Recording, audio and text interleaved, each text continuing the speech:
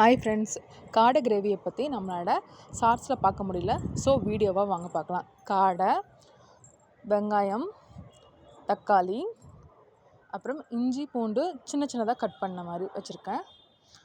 காடையை next மேக்னேட் பண்ணி வச்சுருக்கேன். Chicken masala, curd and salt போட்டு நல்லா மிக்ஸ் பண்ணி வச்சுருக்கலாம். அப்போ தான் டேஸ்ட் சூப்பராக இருக்கும்.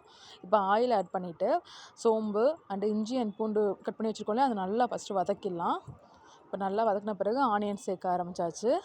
இப்போ ஆனியன் சேர்த்துட்டு நல்லா கண்ணாடி பதம் வர வரைக்கும் நல்லா வதக்கிட்டு நெக்ஸ்ட்டு தக்காளி ஆட் பண்ணிக்க போகிறோம்.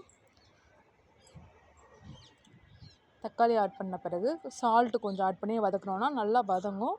அதுக்காக ஆல்மோஸ்ட் பேச்சுலர்ஸ் சிக்கன் மாதிரி தான் இருக்கும். ஏன்னா குயிக்காக பண்ணுறது, ஏன்னா நம்மளோட ஒர்க் அப்படி இருக்கும்.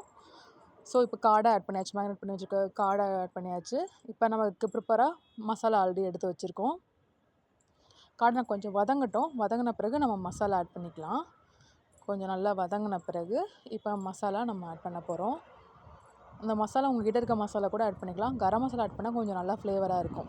ஸோ கரம் மசாலா, சிக்கன் மசாலா, மஞ்சத்தூள் இதெல்லாம் ஆட் பண்ணியிருக்கோம். நல்லா மிக்ஸ் பண்ணிக்கலாம். மசாலா பாருங்கள், நல்லா காடையோடு நல்லா பைண்ட் ஆகிடுச்சு. இப்போ வாட்டரை எவ்வளோ தேவைப்படுதோ, எத்தனை பேருக்கு அந்த கிரேவி தேவைப்படுதோ அதுக்கேற்ற மாதிரி வாட்டரை ஆட் பண்ணியிருக்கோம். நான் எப்போவுமே கருவேப்பிலை லாஸ்ட்டில் தான் போடுவேன். அந்த ஃப்ளேவர் சூப்பராக இறங்கும். கொதிக்கும் போது சூப்பராக போட்டு அது கொதிக்கும் போது ஃபுல்லாக ஃப்ளேவராக இருக்கும். இது எல்லாமே குயிக்காக பண்ணிக்கலாம். நிறைய எக்ஸ்ட்ரா ஒர்க்கும் இருக்காது. சூப்பராக ரெடி ஆகிடுச்சு. உண்மையாகவே ஃபீட்பேக் சூப்பராக வந்தது. கண்டிப்பாக ட்ரை பண்ணி பாருங்கள்.